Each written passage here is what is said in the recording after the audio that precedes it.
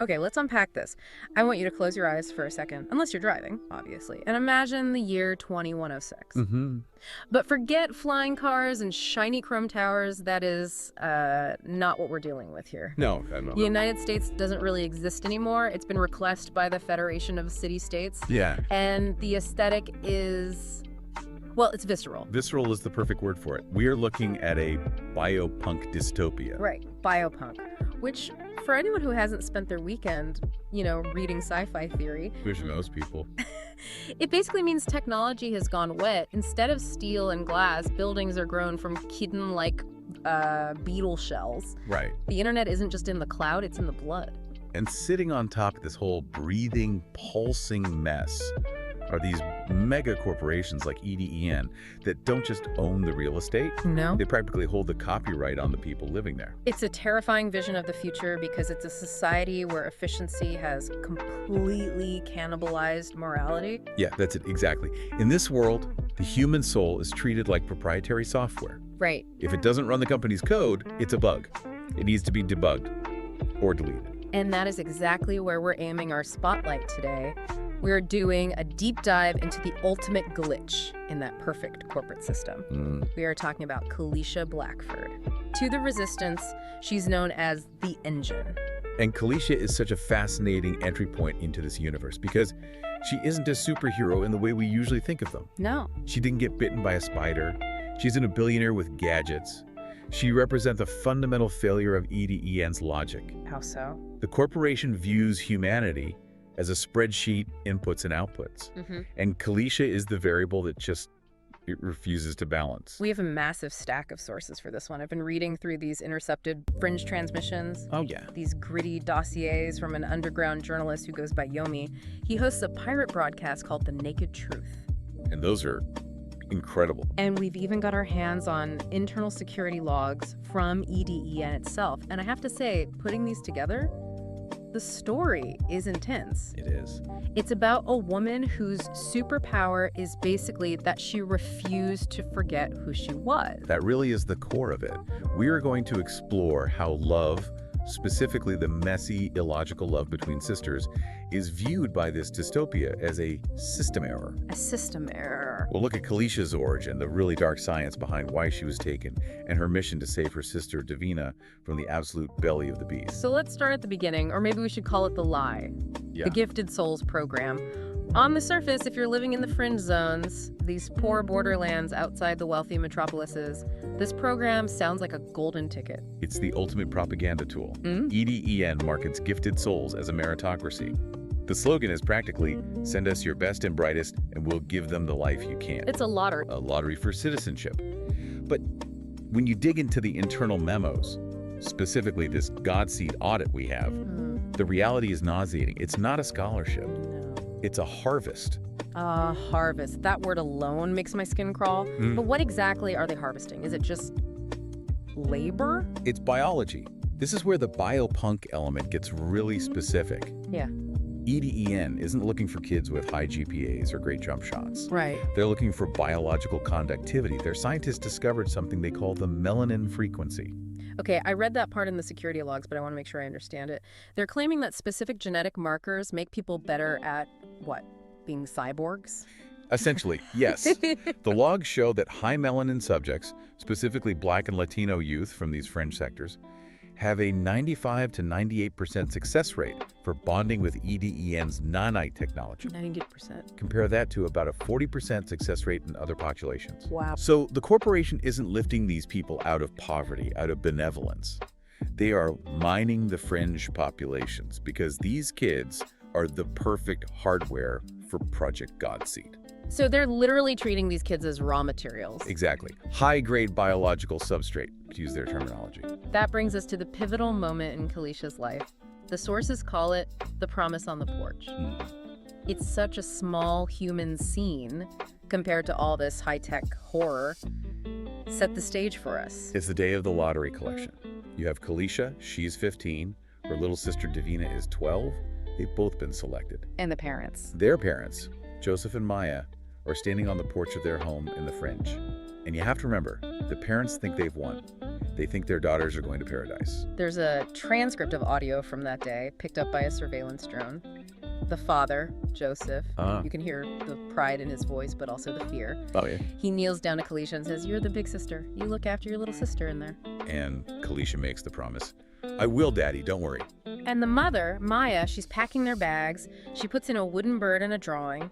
These tiny sentimental artifacts. It's heartbreaking because we know what's coming. Right. They get on the transport and the gifted soul's facade drops almost immediately, doesn't it? Instantly. As soon as they hit the processing center, the lie just falls apart. So it's brutal. The separation is brutal. They aren't treated like students. They're sorted like livestock.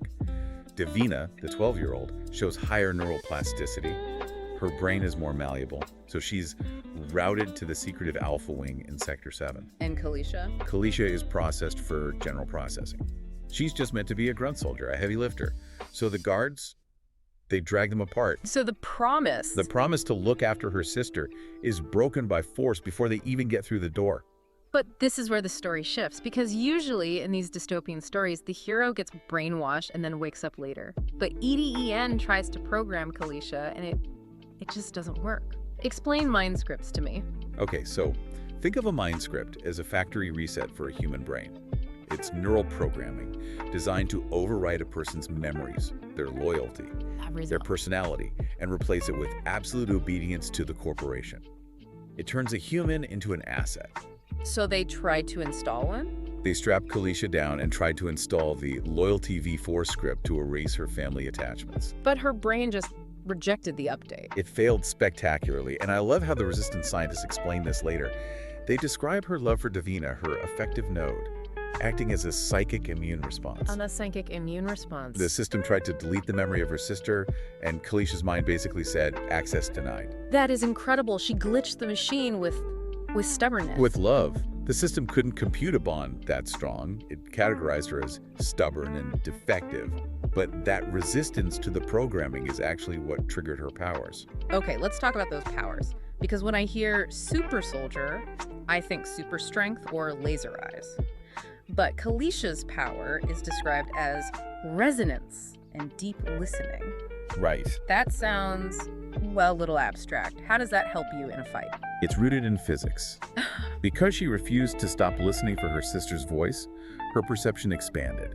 She began to hear the frequency of the world itself. The frequency. She could hear the hum of the machinery, the vibration of the walls, the atomic structure of the floor. So she hears the math behind reality. In a way, yes. And most importantly, she could hear Davina. From Sector 7. She picked up her sister's psionic signature, a distorted, agonized broadcast, screaming from somewhere deep inside Sector 7. That connection is what unlocked everything. There's this amazing account of her escape from the holding cell. She doesn't punch the door down. No, punching would be crude. She harmonized with it. She listened to the lock mechanism, found the frequency at which the metal atoms were vibrating, and then she hummed a counterfrequency. Wait, she hummed the lock open? She hummed until the lock vibrated itself apart. The metal just sheared. She walked out of the facility by unmaking the obstacles in her path. Unmaking them? She didn't destroy them with force, she dismantled them with sound. That is such a cool concept. It's like she can hear the lie in the construction of the world and just tell the truth until the wall falls down. That's a beautiful way to put it. Yeah. Yomi, the journalist from the sources, he has this quote that gave me chills. What's that? He wrote, "She is not a weapon they lost. She is the question they never thought to ask. What happens when the raw material you're harvesting learns to sing back?" Learns to sing back. Wow, okay, so let's dig a little deeper into how this works in combat. She's called the engine of the Terra squad. Right. If she's facing down a squad of E.D.E.N soldiers or a drone, what does she actually do? Her primary ability is called molecular deconstruction. It's an extension of that lock-picking moment. Okay. She looks at a drone or a wall or a weapon, and she essentially asks it, "What are you made of?" And since E.D.E.N tech is all bioengineered lies. Exactly. If the answer is a corporate construct, which has a dissonant artificial hum to her ears, she provides the counter-frequency. She causes the object to unbecome. It just falls apart. The drone falls apart into its base components. Yeah. She sees the world as a tapestry of vibrational energy. Truth has a harmony. Corporate lies have a dissonance. She just corrects the tune. Yeah. But it's not just about destruction, is it? There's a specific file here called the Ghost Dance that describes a mission at Site Hydra. Site Hydra. This was an excavation site where E.D.E.N was melting down failed experiments. This is a crucial moment for understanding her character. She arrives at Site Hydra, and she's surrounded by BEASTE units. And what are those? These are biological monstrosities, failed super soldiers that lost their minds. Terrifying stuff. Usually the hero would just blast them. Right. But Kalisha stops. She listens. And she doesn't hear monsters. She hears a symphony of pain. She realizes these creatures are victims of the same harvest that took her sister. So what does she do? She shifts her frequency. Instead of the destructive pulse, she emits resonant acknowledgement. What does that mean? The logs describe it as a pulse of pure, structured sorrow. It didn't kill the BEASTE units, it calmed them. It neutralized their rage because someone finally acknowledged their pain. That's heavy. It proves her power is rooted in empathy, not just violence. Which brings us to the person she wants to save most, Davina. Yes. Or as the E.D.E.N files call her, Myra. This is the tragedy at the center of the story. Davina was turned into a weapon codenamed Event Horizon. E.D.E.N tried to surgically delete Davina's love for Kalisha to make her an efficient killer. Let me guess, it backfired. Catastrophically. But in a different way than with Kalisha. Instead of rejecting the programming, Davina's mind. It twisted it. It turned that love into a black hole of defensive energy. A black hole. Because the system defined love as a threat to be eliminated, Davina's power now consumes everything around her to protect that tiny core memory of her sister. She is a living void. So you have Kalisha, who creates harmony, trying to reach Davina, who is pure void. And Kalisha's the only one who can get close. They have the sibling bond of resonance. Proximity causes the corporate containment systems to glitch out. So she's not fighting for revenge. No, not really. She's fighting for reclamation. Her goal isn't to burn E.D.E.N down, it's to reach Sector 7 and bring her sister home. There's that line she says in one of the transmissions, "They patented our souls." We're filing for divorce. Yeah. It's the perfect rallying cry. It encapsulates the whole struggle. It really does. But Kalisha can't do this alone. The empathy, the constant noise of the world, that has to be exhausting. Oh, completely. She's part of a group called Terra Squad. How does she fit into that team dynamic? She is the raw power, the engine. But an engine needs steering. That's where Lucas comes in. He's the strategist. Okay. The sources describe him as the vector for her force. She provides the energy, he points in the right direction so she doesn't bring the whole mountain down. And then there's Phaedra. Reading about her role made a lot of sense given Kalisha's condition. Phaedra is this psychic link. Think of her as the nervous system or like the heat sink. A heat sink, that's a good analogy. Because Kalisha is dealing with such intense grief and this constant loud frequency of the universe, Phaedra helps ground her.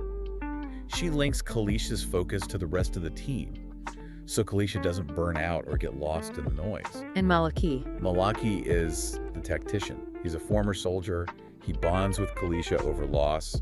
He lost his wife, she lost her sister. Oh. He provides the military structure to keep her alive in a firefight. She has the power, but he has the discipline. Now, I want to pivot to where they live, because this isn't just a band of rebels camping in the woods. They operate out of Soul City. Soul City is fascinating because it flips the script on E.D.E.N entirely. How so? Remember how E.D.E.N harvests the melanin frequency to power their tech? Right. Well, Soul City is a hidden underground society that is also powered by that frequency, but voluntarily. It's described as a mythocracy. What does that mean? It means it's a society governed by story and memory. In E.D.E.N, memories are deleted to make you efficient. In Soul City, citizens own their memories. They own their culture. Exactly. It's chaotic, colorful, and loud, the complete antithesis of the sterile, gray processing centers. Kalisha defends this place because it's a sanctuary where promises are actually kept. So, stepping back, what does this all mean? We have a woman who can unmake reality by humming, fighting a corporation that wants to patent biology. Why does this story resonate? I think Kalisha Blackford represents the failure of the corporate spreadsheet. E.D.E.N looked at her love for her sister and saw sentimental drag. They saw emotional noise. They thought it was a weakness to be deleted to improve the bottom line. But it turned out to be the strongest force in the equation. Precisely. Her story reframes the entire genre. She isn't a soldier fighting a war for territory. She is a sister fighting a kidnapping. Yeah. Her existence proves that the human soul is non-proprietary data. You cannot patent the bond between siblings, no matter how much Caden you grow over it. It's a story about reclamation, taking back what was stolen, whether that's your history, your body, or your family. And that is a universal struggle, whether you're in 2106 or, today. Before we wrap up, I want to leave the listeners with an image from one of the Resistance diaries. Oh, I think I know which one. It describes Kalisha standing in the ruins of the Fringe, looking toward the horizon where the massive, dark shape of Sector 7 looms. Following the golden thread. Yeah. She can hear her sister screaming across the wasteland. And the Resistance experts point out something chilling in their analysis. E.D.E.N. created a lock in Divina. But in Kalisha, they accidentally forged the key. And that key is coming to open the door. And if I were E.D.E.N., I would be terrified. Thanks for listening to this deep dive into the world of Terra Squad. It really makes you wonder, if you listen closely enough to the institutions around you, what kind of lies would you hear humming? And more importantly, do you have the courage to sing back? Something to think about. See you in the next deep dive.